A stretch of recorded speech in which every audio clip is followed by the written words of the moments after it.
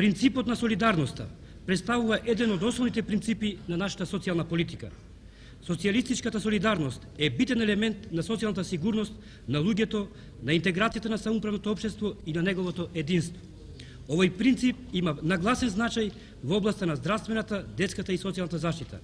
Денес, кога вршиме конституирање на самоуправните интересни заедници во овие области, чинам дека принципот на солидарноста ќе дојде уште повеќе до израз, бидејќи улогата на работничката класа, непосредните производители во решавањето на проблемите во овие области ќе биде доминантна, а тоа е и најголемата гаранција за неговото оживотворување во нашата практика.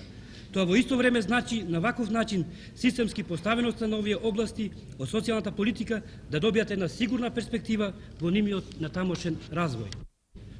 Една од основните претпоставки за остварувањето на системот на достапна, рационална и ефикасна здравствена заштита е ускладувањето на потребите со можностите. За оживотворувањето на тоа нешто донесовме Закон за здравство и други дополнителни акти, со што системот на организација би одговарал на нашите потреби и на нашите возможности.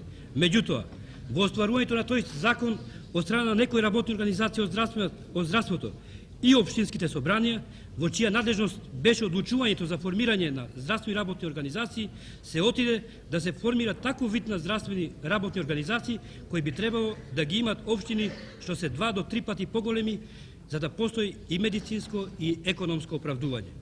Во некои општини се градат специјалистички оделенија и друго, без да за тоа постои објективна потреба, освен изразна желба на одделни лекари или општини. Во една анкета што е направено во здравствените работни организации за спроведувањето на уставните амандмани, во пријавите за регистрирањето на основните организации на здружен труд, сите здравствени работни организации во 15 општини кои одва исполнуваат услови за здравствени станици се регистрираат како дом за народно здравје или медицински центар. Конституирањето на мешаните интересни заедници во здравството врз начелата на новиот устав ќе придонесе да ваквите појави во ова дејност да се отстранат и да дојде до самоуправна интеграција на ова дејност во Републиката. Само со една општествена одговорност на субјектите во интересните заедници, на здравствените работни организации, преку едно полно ангажирање на ЕСКА и другите општествени структури и преку јакнењето на системот на општественото договарање и самоуправното спогодување, согледано демократски, потпомогнато со стручен и научен пристап, ќе успееме на најадекватен начин да ги разрешиме многуте аспекти на здравствената заштита на населението.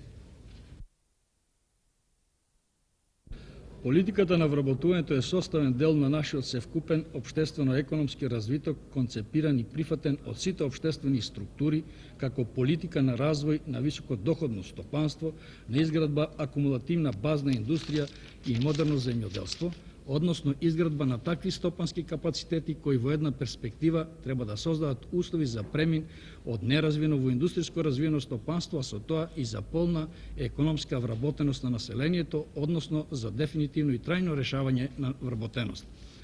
Ваквата ориентација на општествено-економскиот развој неминовно донесе со себе и определени последици кои во последниве години се манифестираат во зголемената безработност и создавање сериозни социјални проблеми. По тој период Извршниот совет внимателно и опстојно се ангажира на изучувањето на проблемот и врз основа за превземање такви мерки кои не напуштајќи го курсот за изградба на високо акумулативно стопанство ќе придонесат за ублажување на проблемите на безработноста, со желба да се овозможи тој проблем да не прерасне и во политички проблем. Таквата ангажираност е се поинтензивна, особено по 21-та седница на председателството на СКЮ и втората конференција на СКЮ, како и после писмото на председателот на СКЮ извршното биро на председателството и 36-та, односно 37-та седница на Централниот комитет на Сојузот на комунистите на Македонија. Направени се максимални напори проблемот на безработноста објективно се димензионира, односно да се прикаже неговата права тежина и значај, како и да се согледаат неговите вистински извори со цел врз таа основа да се преземат и мерки за ублажување на последиците. Реализацијата на овие мерки се уште заостанува од објективни и од субјективни причини. Објективна причина е недостигот на соодветни средства, кои представуваат и лимитен фактор за реализација на некои мерки. Меѓутоа се чувствуваат дека се уште нема и доволна спремност и ангажираност во некои организации на Здружен труд и општини за конкретна разработка на соодветните програми и решенија, односно за искористување на сите резерви и можности. Осуства организирана и конкретна активност, а често се смета дека за тие ситни работи кои не заслужуваат поголемо внимание, иако анализите покажуваат дека токму тука се кријат големи резерви и можности за вработување. Во последниве неколку месеци, скоро во сите општини покрената е сестрана активност за конкретно согледување на прашањата и проблемите врзани за вработеност и вработувањето во општините и врз таа основа се прават напори за изготвување на конкретни акциони програми за извршување на заклучите што собранието ги усвои по тој повод. Прво, секако најбитна задача ќе представува основањето и консолидирањето на самоуправните интересни заедници на образованието како основни елементи на општествено-економскиот и политичкиот систем кај нас. Второ, побрз раст на материјалните средства за образованието. Се очекува средствата за основното образование да порастат за преку 20%. Според некои интерни согледувања, тие ќе порастат дури и за 25%. А средствата за насоченото образование за 19%.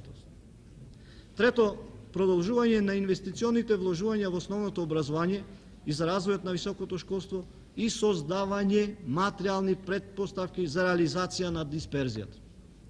Ова година посебно ќе биде значајна што ќе отпочне реализацијата на веќе утврдените програми за опрема на средното образование и адаптација на ученичките домови и интернати.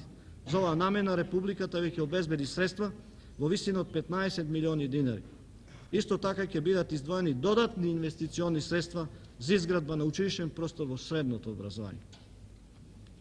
Четврто, за создавање претпоставки да се оствари слободната размена на трудот и еднаква општествена економска положба на работниците во образованието со другите работни луѓе, ќе се утврдат стандарди за материјалната и кадровската опременост на образованието, а тие ќе се остваруваат преку цената на образованието во склад со самоуправните спогодби за распределба на доходот и личните доходи.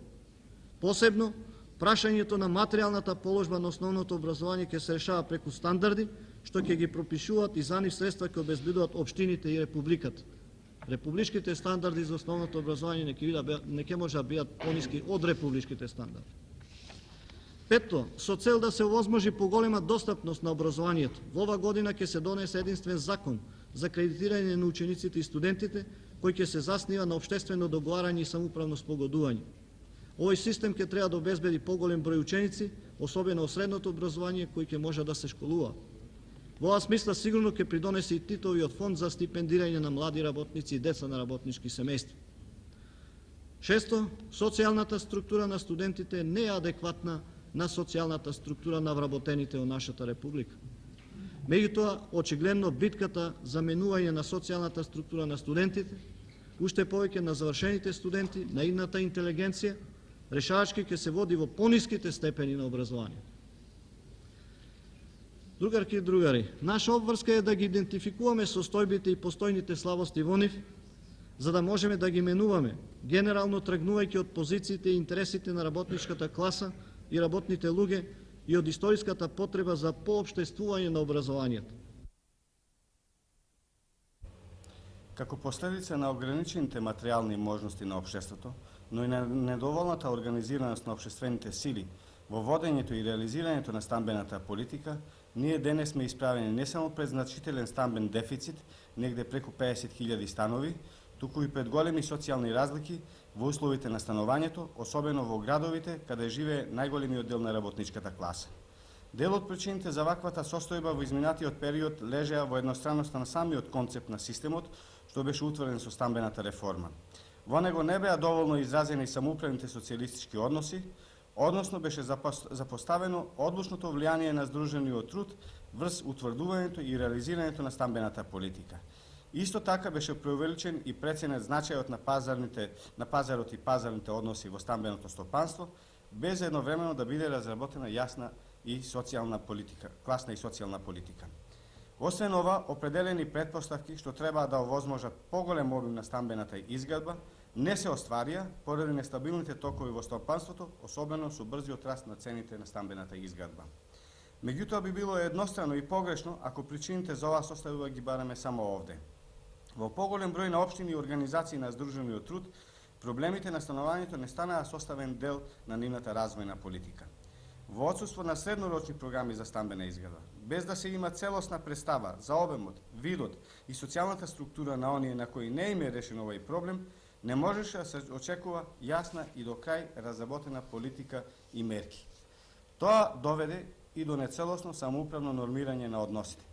Како последица на нецелосното остварување на самоуправувањето и неговата злоупотреба од страна на поединци и групи, како и поради определени празнини и недоречености во прописите, во услови на недоволна свртеност и идејно-политичка ангажираност на свесните социјалистички сили кон овие проблеми, се најдовме како општество пред бројни деформации и злоупотреби во оваа сфера. Општествената и идејно-политичката раздвиженост, што дојде во последните години, особено по писмото, внесе еден нов квалитет и во оваа сфера. Извршен е радикален идеен обрачун со носителите на сите антикласни и други разбирања, што се во спротивност со политиката на Сојузот на комунистите на Југославија и на Македонија. Подведен е на целосна ревизија системот во оваа област, за да се обезбеди поголема рационалност во користењето на средствата и поголема организираност во решавањето на стамбените проблеми и во оваа област, ќе се пристапи кон формирање на самоуправни интересни заедници за становање, во кои на самоуправни основи работните луѓе ќе ги издружуваат средствата, ќе утврдуваат политиката и програмите за стамбена изградба и заедно со корисниците на становите во општествена сопственост ќе управуваат со нив. Извршена е ревизија скоро на сите прописи во оваа област, обезбеден е класно-социјален приступ во нив и во голема мера се отстранети можностите за разни злоупотреби. И исто така, во тек е и акцијата за изградба на станови за работници со пониски лични примања. Меѓутоа, иако е извршен идеен обрачун со силите што ја деформираа класната суштина на стамбената политика, тие се уште не се до крај поразени. Тоа најавно се гледа низ одолговечувањето на во повеќе општини, на потпишувањето на самоуправните спогодби за создавање на фондови за солидарна изградба. Исто така, во оваа сфера се наоѓа под значителен притисок на разни ситносопственички интереси. Во 1972 година беше донесен интервентен закон за условите и начинот на продажба на станови во општествена сопственост. Влијанието на овие сили се гледа и низ одлуките на дел на општини со кои валоризацијата на продадените станови е под реалната вредност. Во последно време, во некои општини под притисок на нив, вршена е повторна ревизија на одлуките за натамошно намалување на цените. Сето ова укажува на неопходноста за уште поголема идејно-политичка ангажираност на организираните социјалистички сили во конституирањето и доизградувањето на новиот систем во оваа област, ако не сакаме повторно да се соочиме со слични деформации и злоупотреби.